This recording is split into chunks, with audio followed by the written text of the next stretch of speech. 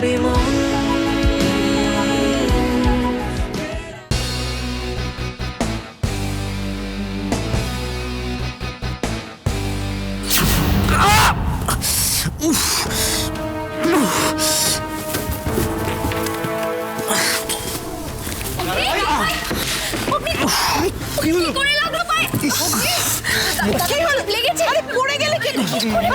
আশ্চর্য কথা, একটু দেখে চলবে তো, কি হবে এবার? মুচকে গেল নাকি?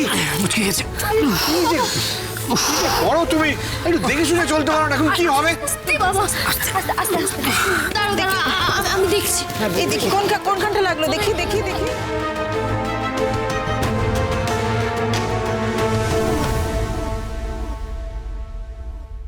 আমার তো মনে হচ্ছে না ও হাঁটতে পারবে বলে, ওকে এক্ষুনি ডাক্তারের কাছে নিয়ে যেতে হবে। তুমি বরং আজকের পার্টিটা ক্যান্সেল করে দাও।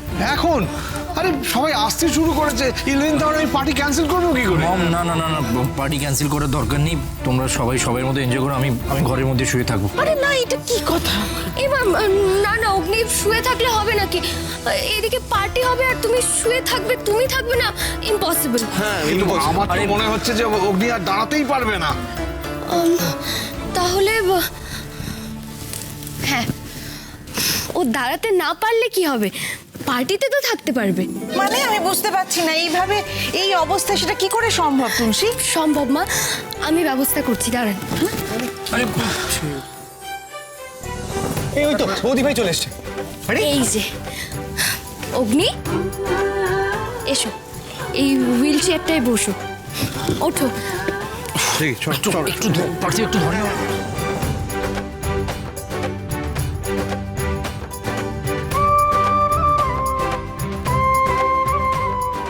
এবার থেকে এটাই তোমার রথ, বুঝলে? কিন্তু সে নয়, ঠিক আছে, আমি এইভাবে হুইল চেয়ারে বসে ঘুরবো। তাতে কি হয়েছে? আরে বাবা, হুইল চেয়ারে তো তোমার আরো সুবিধে হলো। তাতে তিনটে কাজ হবে, তুমি পার্টিতেও থাকতে পারবে, আর তোমার পায়েও কোনো স্ট্রেস পড়বে না, আর তৃতীয়ত তুমি না হেঁটেও এদিক ওদিক সব জায়গায় যেতে পারবে। কিন্তু হুইল চেয়ারে এইভাবে হাত দিয়ে একদম ভাবার কিছু নেই অগ্নি, রথ যখন আছে তখন সারথিও তো থাকবে। হ্যাঁ, শুধু একটাই ডিফারেন্স, রথ সামনে থেকে চালাতে হয় আর হুইল চেয়ার পেছন থেকে, আর তোমার সেই সারথি হলাম আমি, তোমার বউ। চলো, কথায় আছে না, কদম কদম মিলায়ে যা। চলো আমরা প্র্যাকটিস করে নি। कदम कदम बढ़ाए जा, खुशी के गीत गाए जा, दरन दरन दरत तरा दरत तरा तरा।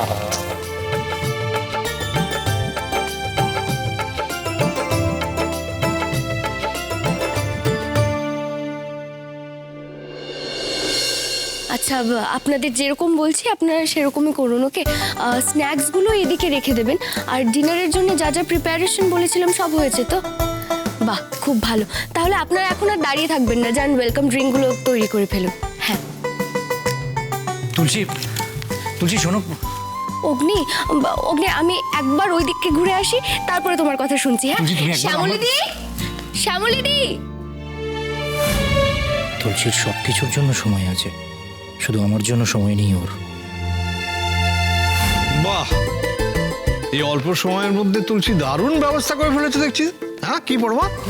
সে তো বটেই, খুব ভালো অ্যারেঞ্জমেন্ট হয়েছে তুলসী, অ্যারেঞ্জমেন্ট খুব ভালো হয়েছে। শেষ পর্যন্ত দেখো যেন পার্টিটা এইভাবেই ভালোভাবে মিটে যায়, কেমন? হ্যাঁ, আর কারুর মনে যেন কোনো ক্ষোভ বা অভিযোগ না থাকে। কারোর মনে কোনো অভিযোগ থাকবে না বুক্কি মামা, কাউকে আমি সেই সুযোগটাই দেব না। বৌদি ভাই, এই কয়েক ঘন্টায় তুমি তো জাস্ট ফাটিয়ে দিয়েছো। সত্যি রে বাবা, এখন শুধু গেস্টদের আসার অপেক্ষা।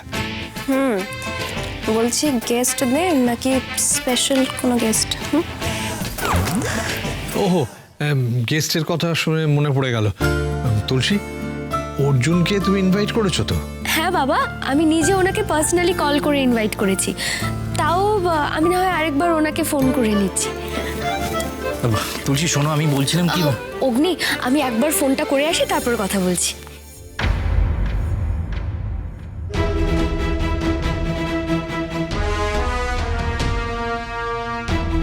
হ্যালো, হ্যাঁ অর্জুন বাবু, আপনি কতক্ষণে আসছেন? বুক্কি শোন, হ্যাঁ দিদি। তোকে যে কাজটা দিয়েছিলাম সেটা হয়েছে?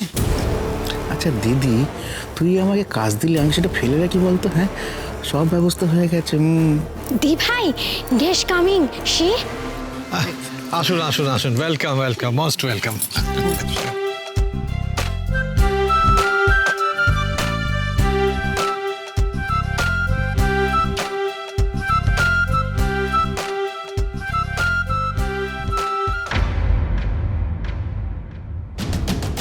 তুলসী একবারের জন্য আমার সাথে কথা বলছেই না, পাত্তাই দিচ্ছে না।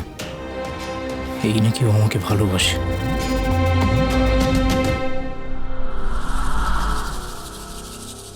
তিতির ওর বাবাকে ম্যানেজ করতে পারলো কি না কে জানে।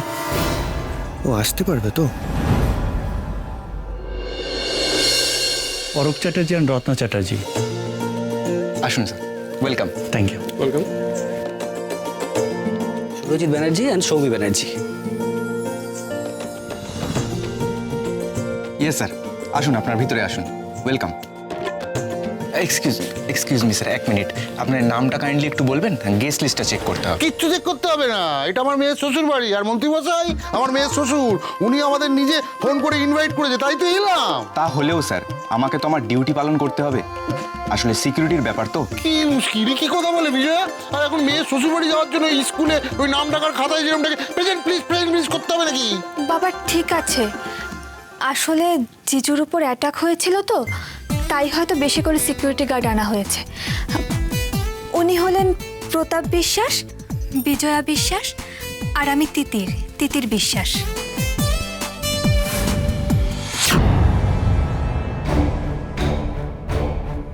সরি, এই লিস্টে আপনাদের নাম নেই, আপনাদের ভিতরে ঢুকতে দেওয়া যাবে না।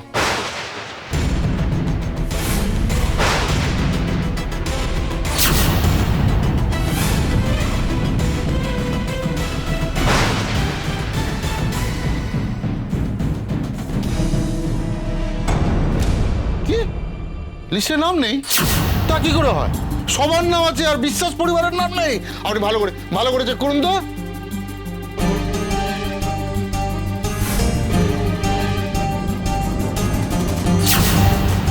আর কি হলোটা কি, এতক্ষণ সময় লাগছে কেন? দেখুন স্যার, আমাদের উপর অকারণে চোটপাট করে কোনো লাভ নেই। গেস্ট লিস্ট তো আর আমরা বানাই না, আমাদের যেটা দেওয়া হয় আমরা সেই অনুযায়ী ডিউটি পালন করি।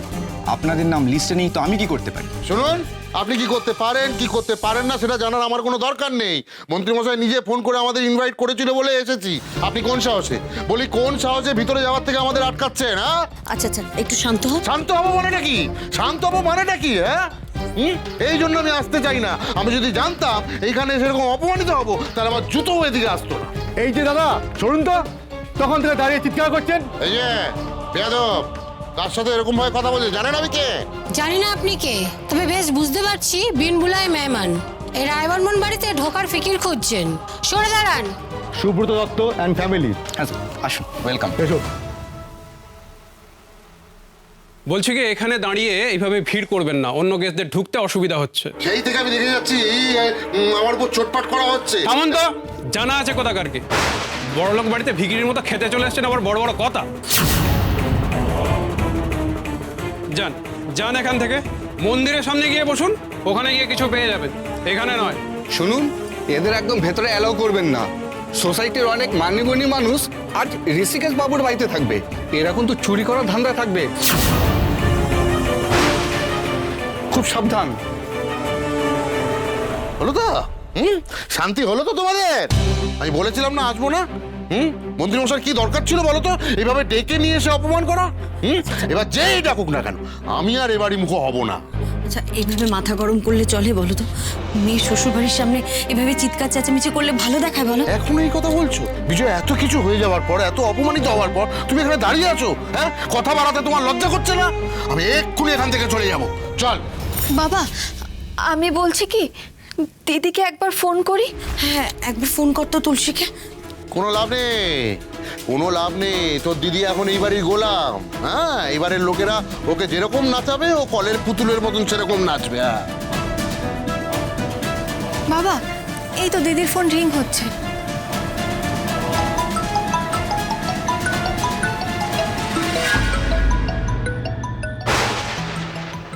বুকে তুলসীর ফোনটা নিয়ে গিয়ে লুকিয়ে রাখ যা।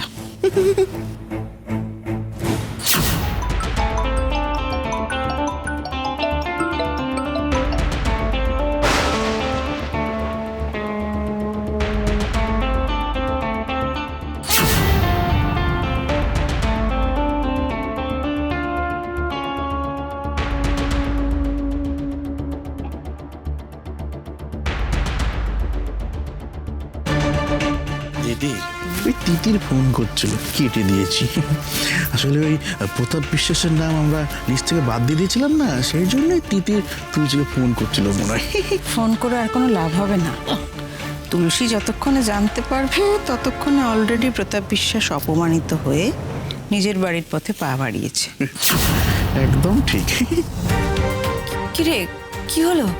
দিদি ফোনটা কেটে দিল। এবার আরো শান্তি হলো তো তোমাদের? আমি কি বলেছিলাম, গরিবের কথা বাসি হলেও ফলে।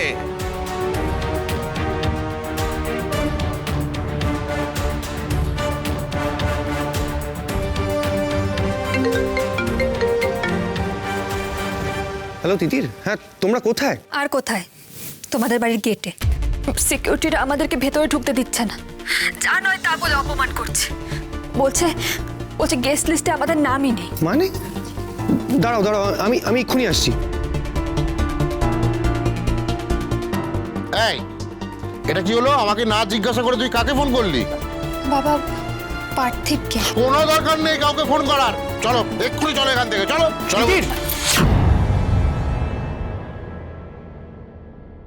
কি হলো? আপনারা কোথায় যাচ্ছেন? বাবা মা আর আমাকে ভেতরে ঢুকতে না দিয়ে বাজে বাজে অপমান করছে পার্থিব। তোমাকে জানানো উচিত, তাই জানালাম।